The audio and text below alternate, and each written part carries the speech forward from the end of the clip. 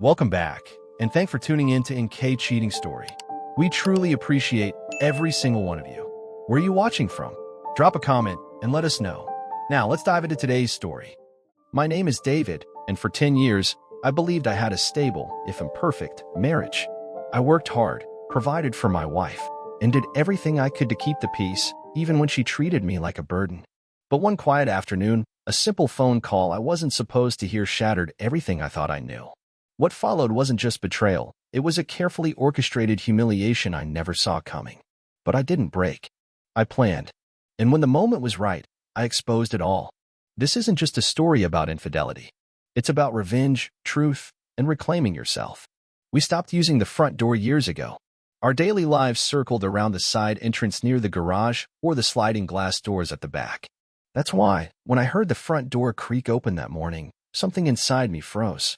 I was sitting alone in the dark and formal living room, a rarely used, carefully arranged museum of a space Rachel insisted on keeping pristine. I often sat there when I needed to think, tucked into the tall wingback chair where no one could see me from the entryway. That day, I wasn't thinking. I was stewing.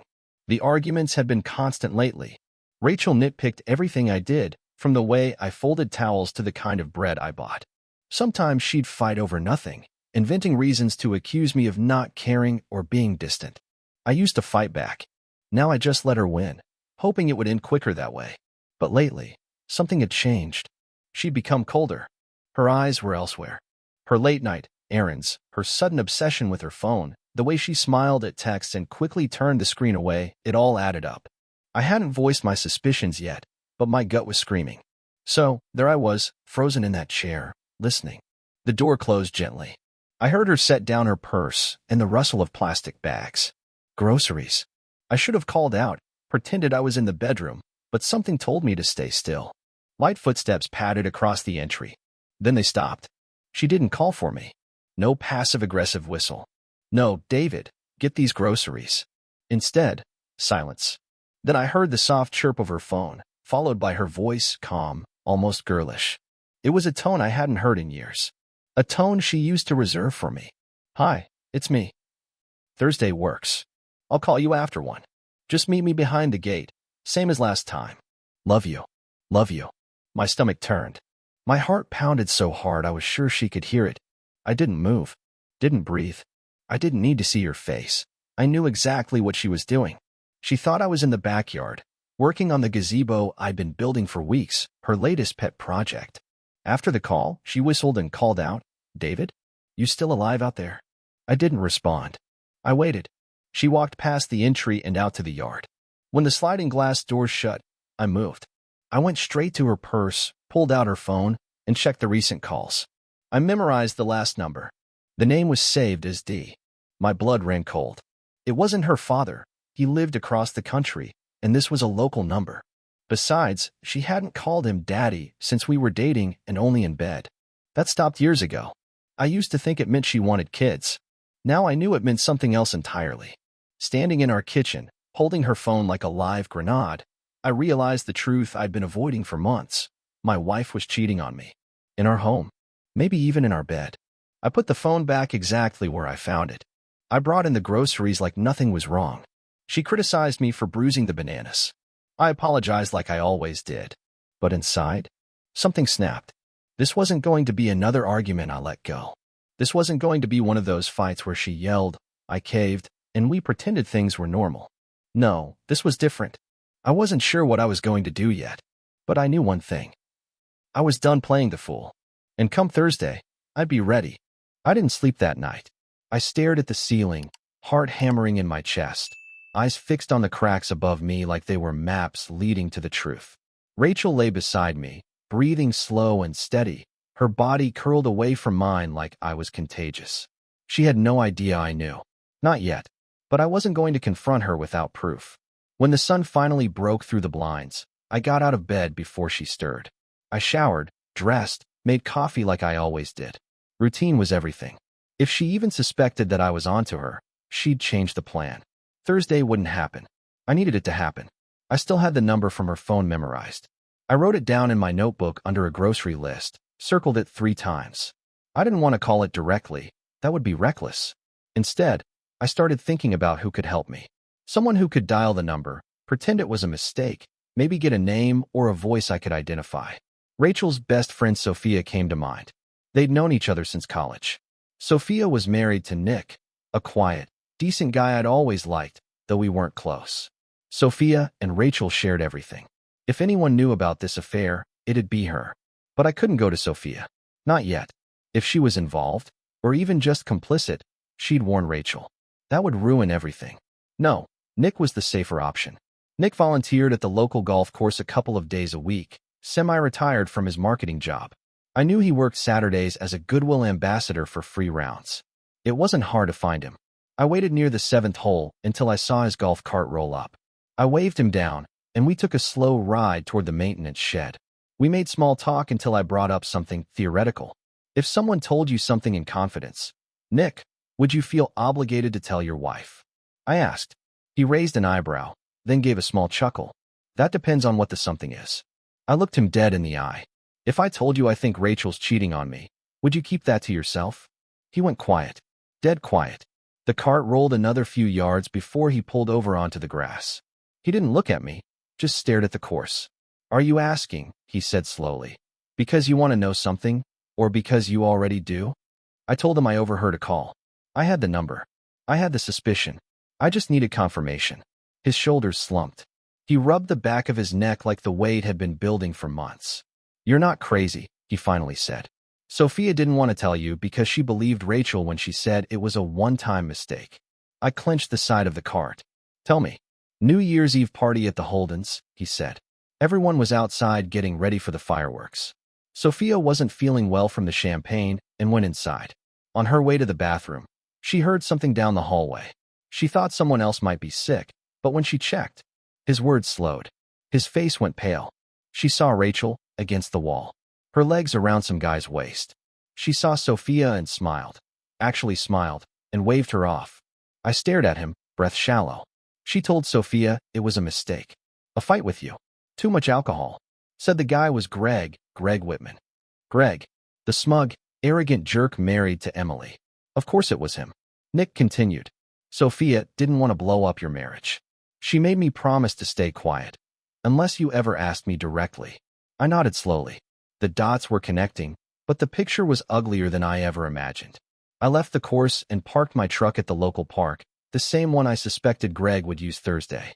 That alley gate behind our yard, it made sense. Rachel would have him slip in quietly while I was supposedly out. No car, no suspicion. I stared at the notebook in my hand. That number circled in red. I needed confirmation. A voice. A name. Anything solid. That's when I thought of a plan. Sophia might have lied for Rachel once, but if she knew the affair was still happening, if she knew she'd been manipulated too, maybe she'd help. I called Nick and asked if I could speak with Sophia. She agreed to meet, sounding hesitant but curious. I brought the number, laid it all out. I told her Rachel was still cheating. That Thursday was another meeting. I told her she'd been lied to. Her face twisted in shock, then anger. Not at me. At Rachel. She used me, Sophia said. She made me lie to protect her, and it wasn't even over. She agreed to help. What do you need me to do? She asked. I need you to call that number, I said. Pretend it's a wrong number. See who answers. If it's Greg, I'll know. She nodded. Then her expression changed, cold, focused. No problem. Let's get this bastard. As she reached for her phone, I realized I'd just made my first ally, and the war had just begun. Sophia made the call right there in her kitchen, with me sitting across the table, notebook open, pen in hand. She put it on speaker and cleared her throat, slipping effortlessly into a flawless British accent. For a moment, it didn't even feel real, like we were acting out a scene from a spy film instead of uncovering a betrayal that would wreck two families. The phone rang once. Then a voice picked up. Hello. Sophia blinked at me. Then she responded, still in character. Oh, terribly sorry. I must have the wrong number. Cheers. She ended the call. I didn't need to ask. The blood drained from my face the moment I heard that voice. Greg. No question. The same smug tone. The same arrogance he wore like cologne. I could feel my hands curling into fists beneath the table. He didn't even say his name, Sophia whispered. But that was him, wasn't it? Yeah, I said through clenched teeth. That was him. The air hung thick between us for a moment. She looked down at the phone in her hand, then back up at me, and something in her expression changed. She wasn't just a friend anymore. She was someone who'd been lied to, manipulated, used to cover up something disgusting. You know, she said slowly, she thinks I'm still on her side. I raised an eyebrow. What are you saying? I'm saying, she leaned forward, her voice dropping. Maybe it's time I used that trust. Over the next hour, we came up with a plan. Sophia would meet Rachel for coffee on Sunday morning, just two friends catching up. She would act like she was in a moral dilemma, tell her there was a guy flirting with her, that she was tempted. She'd ask Rachel for advice. With a bit of bait, we were sure Rachel would start talking. Really talking. Maybe even brag. We'd hide a camera inside Sophia's old leather purse. Nick, a tech hobbyist, would help install it. Audio too. The bag would sit on the cafe table, angled just right to catch everything. And if Rachel said anything damning, it'd all be recorded. At first, I wasn't sure. It felt dirty, underhanded. But then I remembered the way Rachel smiled when she told Greg she loved him. I remembered the look of boredom she wore when I made dinner, when I tried to kiss her goodnight, when I mentioned the gazebo I was building with my bare hands. For her. No, this wasn't dirty. This was justice. By Sunday morning, we were ready. Sophia arrived early at the cafe, choosing a secluded table under an awning. She adjusted the purse, tested the angle, confirmed the mic was working. Her theater background showed. She was calm, composed, every move rehearsed. Rachel arrived 10 minutes late, wearing sunglasses and that fake, effortless smile she used when she wanted something. She greeted Sophia like nothing had changed, as if she weren't lying to everyone around her. The camera rolled. I wasn't there, but Sophia later told me every detail, and I watched the footage that same night. She began the conversation gently, talked about life, work, Nick. Then she steered it into the setup. There's this guy, Sophia said, swirling her coffee. Younger, flirty. I don't know, it's been so long since anyone looked at me that way. Rachel leaned in, eyes lighting up. Oh, honey, go for it. Sophia hesitated, feigning guilt. But Nick's sweet, Rachel said, waving her hand. But come on. He's boring. You deserve more. Trust me, I know. That's when she started to talk. Really talk. She told Sophia the New Year's party wasn't a one-time thing. It had been going on for months. She described Greg in detail, how he made her feel, what he did to her, how she scheduled her time around his availability. She laughed, as she called me her little husband, the safe one. David pays the bills. Greg makes me feel alive. I sat in Sophia's living room hours later, watching the footage play on her TV. I barely breathed. She said you'd never figure it out, Sophia whispered. That you were too soft. I paused the video. Soft? Sophia nodded. She thinks she has you trained. Like you'd never raise your voice, never leave. That you need her. I didn't say anything. I just stared at Rachel on that screen, smiling, bragging about her affair like it was a joke. Something inside me hardened. Thursday was coming, and I was done being soft. The next few days passed like I was living inside a slow-burning fuse. Everything looked normal on the surface. Rachel went about her days, humming while making coffee, scrolling through her phone like she wasn't hiding 1,000 filthy secrets behind that glossy smile. I played my part, responding with nods, cooking dinner, pretending to be busy with work emails. But inside, I was steel, focused. Thursday was coming, and I would be ready. I spent hours re-watching the footage from the coffee shop. Her expressions haunted me. The way she smiled when she talked about Greg, how casually she dismissed our marriage like it was some tired contract she had outgrown. The way she called me manageable, like I was some neutered pet she kept around to open jars and pay the mortgage. But what struck me hardest wasn't her betrayal. It was how proud she was of it. Like cheating was a badge of power. Like I didn't matter. I realized then this wasn't about sex or passion. This was about control. She enjoyed it, knowing she could manipulate, lie, and smile her way through it all. Thursday afternoon had been her chosen time to meet Greg. She didn't know I had already traced his number, confirmed it was him, and cross-referenced the call logs to match her excuses. She didn't know I had quietly installed a lock on the inside of our bedroom door, a hasp that could be shut from the inside with a latch. She didn't know I had mapped every step of the house like a battlefield, accounted for every creak in the floorboards, tested where the light filtered in at different times of day. The soldier in me, the one I thought I buried years ago, had reawakened. And he was furious. The plan was simple: let them walk into the trap. I would leave the house pretending to run errands, as I usually did around that time. Rachel would wait until I was safely out of the way, then let Greg in through the back gate. They would sneak into the master bedroom. I'd already loosened the latch slightly, placed a small wood wedge in the doorframe to keep it from closing all the way.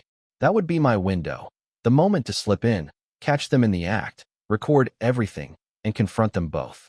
No more suspicions. No more speculation. Just hard, undeniable truth. The night before, I barely slept. Not out of fear. No, that emotion had long passed. What kept me awake was rage. Boiling, controlled, focused rage. I kept thinking about how long she must have been doing this, how many nights I was working late or out with friends while she was entertaining someone else in my house. How many lies I believed. How many apologies I gave for fights she started just to cover her guilt. I thought about the way she dismissed me to Sophia, how she laughed at the thought of me ever finding out. The morning of, I cooked breakfast like usual, though I barely touched mine. I forced myself to eat something, knowing I'd need the strength. I wore jeans, a loose t-shirt, and my old running shoes. I checked my pockets, wallet, keys, cell phone, and most importantly, the small camera Sophia had given me. Lightweight, easy to hide, perfect for catching exactly what I needed. I didn't need a dramatic showdown. I didn't need to yell or scream. I needed documentation, evidence, power. I left the house around noon, waving at Rachel like I was headed to the hardware store. She barely looked up from her phone. I drove a few blocks away and parked in the alley behind the house, just out of sight. From there, I waited.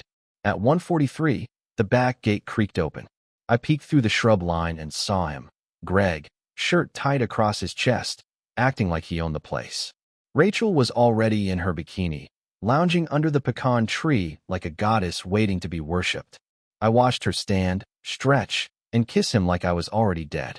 I let them settle in, gave it a few minutes, then moved.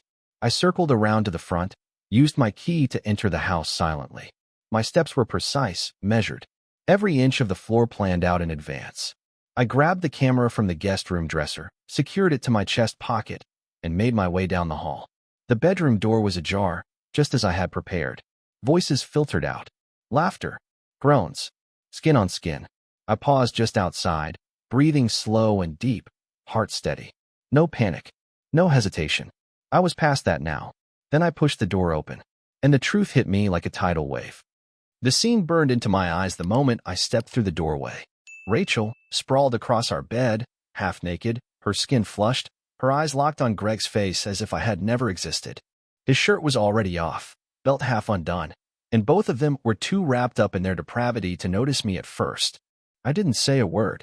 I raised the camera slightly, capturing it all. The moans, the breathless giggles, the sickening intimacy they had no right to share in my house, in my bed, on the very sheets we had picked out together on our honeymoon. The betrayal wasn't just physical, it was spiritual.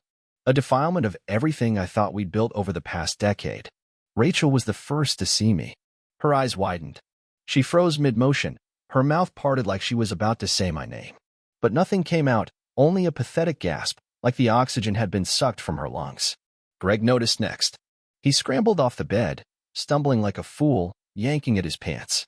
His face turned pale. No arrogant smirk this time, only raw panic. Still, I said nothing. I walked over to the dresser, placed the camera down gently so it still had a clear angle of the bed. Then I turned back to them and locked the door behind me. The sound of the latch clicking echoed in the room like a gunshot. Rachel tried to speak, but I held up a hand. Her words died on her lips. She looked terrified, and she should have been. Not because I was violent. I wasn't. But because she'd never seen me like this before. Calm. Silent. Calculating. For once, I was no longer the man she could manipulate with guilt or tears or empty promises. That man had died days ago. Greg muttered something, an apology maybe, or some excuse, but I ignored him completely. He tried to move toward the door, only to realize the exit was no longer his. I pointed to the floor with one finger. He sat like a trained dog. That was all I needed from him. Then I turned to Rachel. I asked her, quietly but firmly, to explain. Not to lie. Not to cry. Just talk. And she did. Slowly at first, stumbling through half-truths and cliches, how she felt lonely, how she needed passion, how Greg understood her in ways I couldn't. But as the minutes dragged on, she stopped pretending to be ashamed. She started speaking with the same confidence I had seen in the cafe video, like she still had control over this. She told me it wasn't just Greg. That he was the latest, sure, but not the only one. That there had been others, quick, meaningless flings, hotel rooms, business trips. Some before Greg. Some maybe even while we were trying to fix things in therapy. My jaw tightened with every name, every casual mention of a past encounter, like it was just another chapter in her social calendar. She even laughed at one point. Laughed. Said something about how I should have known, how I never really pushed back. Like I was to blame for her need to find excitement elsewhere. Like my kindness, my patience, my faithfulness somehow made me less of a man. That was when I realized Rachel never wanted a partner. She wanted a puppet. A docile, dependable shadow to clean up her mess while she played the role of queen. And now that I had stood up, now that I'd stared down the truth and forced her to face it too, she didn't recognize me anymore. Good. I didn't yell. I didn't throw anything. I let her confess, uninterrupted. I wanted her to hear herself, to taste the rot of her own words.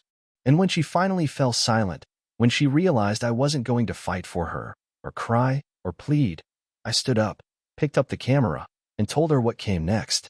The divorce. The footage. The end. Rachel didn't beg. She didn't even cry. She just sat there, exposed and alone, the weight of her own choices finally settling on her shoulders. Greg kept his eyes down, afraid to speak. I opened the door, walked out, and left them both in the ruins of the life they had tried to destroy behind my back. I didn't slam the door. I didn't have to. After walking out of that room, I didn't stop. I didn't turn back. I left the house, walked down the street like I was shedding skin with every step. I didn't know where I was going. I just needed air. Needed distance from the stink of betrayal still clinging to me like smoke. It wasn't until I reached the park that I realized I was shaking, not from fear, but from the kind of fury that settles in deep, cold, and deliberate. I sat on a bench and stared out across the empty playground, remembering when Rachel and I had once talked about having kids. We'd sat on this very bench after her sister's baby shower. She held my hand and said maybe we'd be ready soon. That was 6 years ago. I hadn't realized until that moment how hollow those words had been. How much of our life was built on illusions she maintained while feeding her double life behind the scenes. By the time I made it back home, Greg was gone. Good. His car was probably long down the road, tail between his legs. Rachel was sitting on the couch in a robe, eyes red, face pale, the mask finally gone. She looked at me like a stranger. Maybe I was. She tried to speak, but I walked right past her. I went to the bedroom, packed a bag, and called my lawyer. I told her everything. About the affair, the footage, the years of manipulation. She said I had more than enough to pursue a clean break. That it might get messy, especially with the house and accounts, but the video gave me leverage. I told her to file immediately. I didn't want another night under the same roof as Rachel. Not one more minute pretending. I stayed at a motel that night, one of those dimly lit places with scratchy blankets and peeling wallpaper. But I slept. Not well, but deeper than I expected.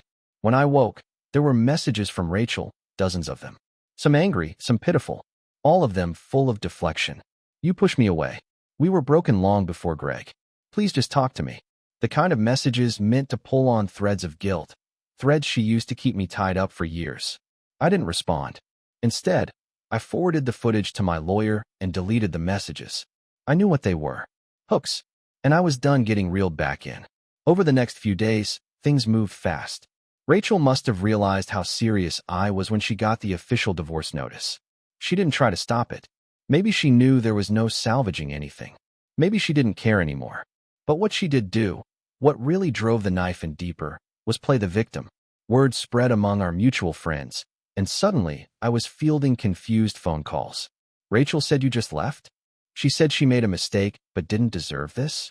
You sure you're not overreacting? I laughed. Actually laughed. It was a bitter sound, dry and sharp. Overreacting?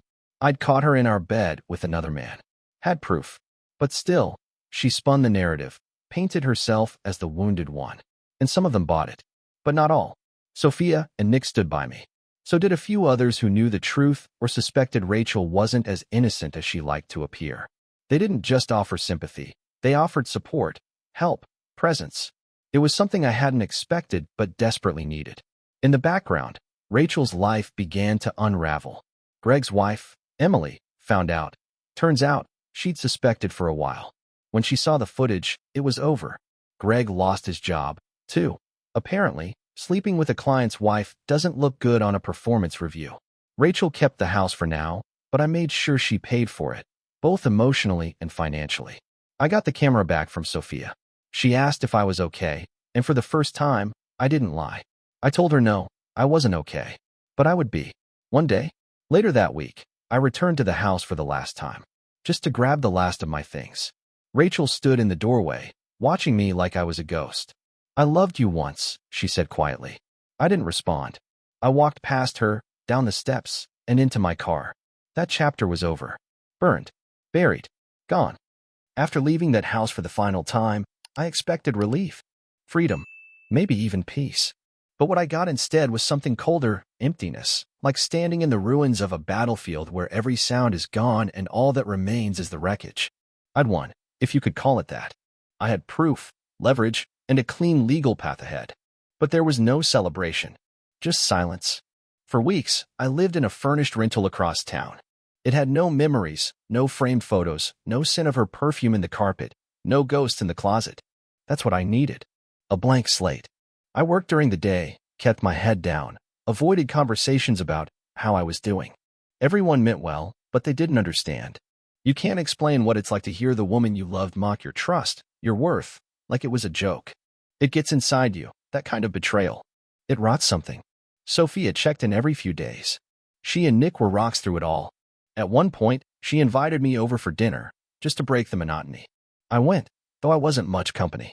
She didn't push. We talked about small things, the weather, books, a show I'd been watching just to kill time. But then she asked a question that caught me off guard. "What are you going to do now?" I mean, really do. At first, I had no answer. I hadn't looked that far ahead. My world had been reduced to days, emails, court filings, appointments with the lawyer. But later that night, lying awake, her question stuck with me. What was I going to do? I realized I didn't want to stay here. Not just the city, but the life I'd built around Rachel. The routines, the house, the friends we'd made together, too many reminders.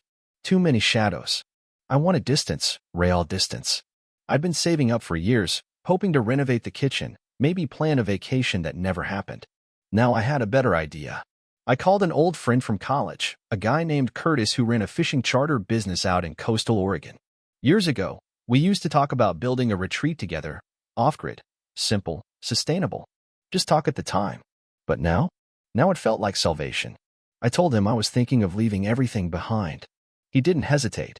"I've got space," he said. "You need a reset? Come. You've earned it." By the time the divorce was finalized, I'd already given notice at work, sold what I didn't need, and shipped the rest to a storage facility. Rachel signed the papers with barely a fight. Maybe she knew she had no defense. Maybe she was already chasing her next thrill. I didn't care. The last time I saw her was at the courthouse. She looked thinner, paler. Her confidence was still there, but it flickered like a candle burning low. She gave me a small, tight-lipped smile as the judge stamped the final order. I didn't smile back. I simply stood, nodded to the clerk, and walked out of that courtroom with the final chain broken. I left the city 2 days later. Driving west, with the sun bleeding across the sky, I felt something shift inside me. Not healing, not yet, but clarity. The noise was fading. Her voice, her lies, her laugh at my expense, it was all getting quieter. I arrived at Curtis's place just before sunset. It was simple, weathered, and perfect. The sea air hit me like a baptism. I stood on the porch, staring out at the water, the crash of waves thundering in my chest. For the first time in years, I didn't feel powerless. I felt alive. The past was ash behind me, but somewhere in those ashes, I could feel embers glowing. Maybe they'd spark something new. The days by the coast started blending together. Sea mist in the morning, the hum of boat engines at dawn, gulls circling above like lazy sentinels. Curtis let me work on the docks, cleaning gear, repairing nets, learning the rhythms of a life I never knew I needed. There was something brutally honest about it all. If a rope frayed, you fixed it. If the tide turned, you adjusted. No masks, no lies, no performances, Just the ocean, the wind, and your own two hands. I didn't talk much those first few weeks. I didn't need to. The work spoke louder than words ever could. At night, I sat on the porch of the small cabin Curtis let me use, sipping black coffee or cheap whiskey, staring into the dark. Sometimes I'd listen to music, old vinyl he kept stored in dusty crates. Sometimes I'd just sit in silence. But always, my mind wandered back to Rachel. Not in longing, never that, but in disbelief. That I had ever tolerated it. That I had let it go on for so long. I thought I'd buried the anger. But rage doesn't always explode, it simmers. And every time I closed my eyes, I could still hear her voice in that cafe, mocking me. Still see her smug expression as she told Sue how she controlled me. It wasn't just the cheating, it was the contempt. The calculated humiliation. She hadn't just broken my heart. She'd tried to erase me. But what she didn't know, what she couldn't erase, was the part of me that had endured. The part that was still standing. Then came the letter. It showed up one morning, crumpled at the bottom of a stack of forwarded mail. No return address, but I knew that handwriting better than my own. Rachel. I sat with it for a long time before opening it, half tempted to toss it in the fire. But curiosity is a wicked thing. Inside was a single page, scrawled in her usual flowing script. She said she was sorry, said she didn't expect forgiveness, just wanted to tell the truth. She claimed she never stopped loving me, but that she didn't know how to love in a way that didn't destroy. She said she was in therapy now, that she'd lost more than she realized, that the house felt like a tomb, that Greg had vanished when things got tough, that she sometimes watched our wedding video just to remember a time she hadn't yet ruined everything. She ended it with a line that hit me harder than I expected. If I ever see you again, I hope it's somewhere quiet, where the past can't follow. I folded the letter and burned it that night. She was right about one thing. The past couldn't follow me here.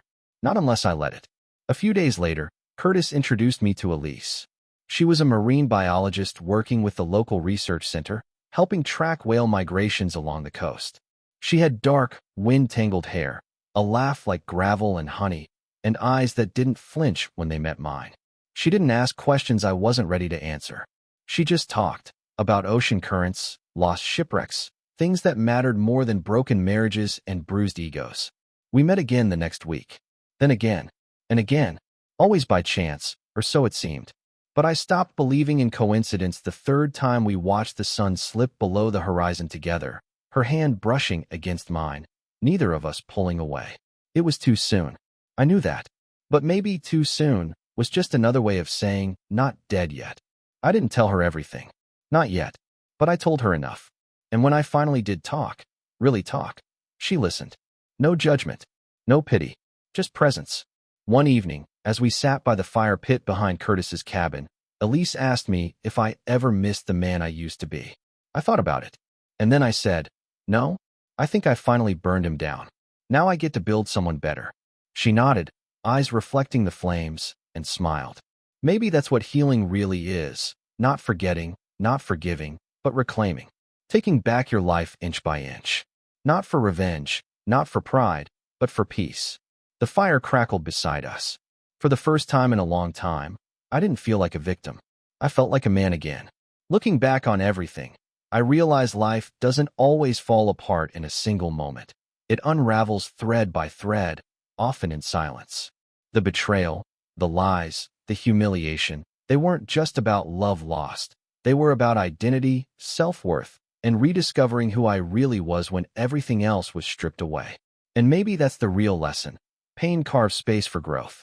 For those of us in the later chapters of life, it's easy to think reinvention is for the young. But it's not. No matter your age, you can choose dignity over desperation, truth over illusion, peace over chaos. You can walk away from people who've drained your soul and still have time left to fill it again with purpose. I learned that silence can be power, that walking away can be the strongest stand you'll ever take, and that healing doesn't mean forgetting. It means reclaiming what was stolen from you. If you've ever loved someone who didn't deserve it, or trusted someone who shattered that trust, let this be your reminder. It's never too late to start over. And it's never too late to become the version of yourself you were always meant to be.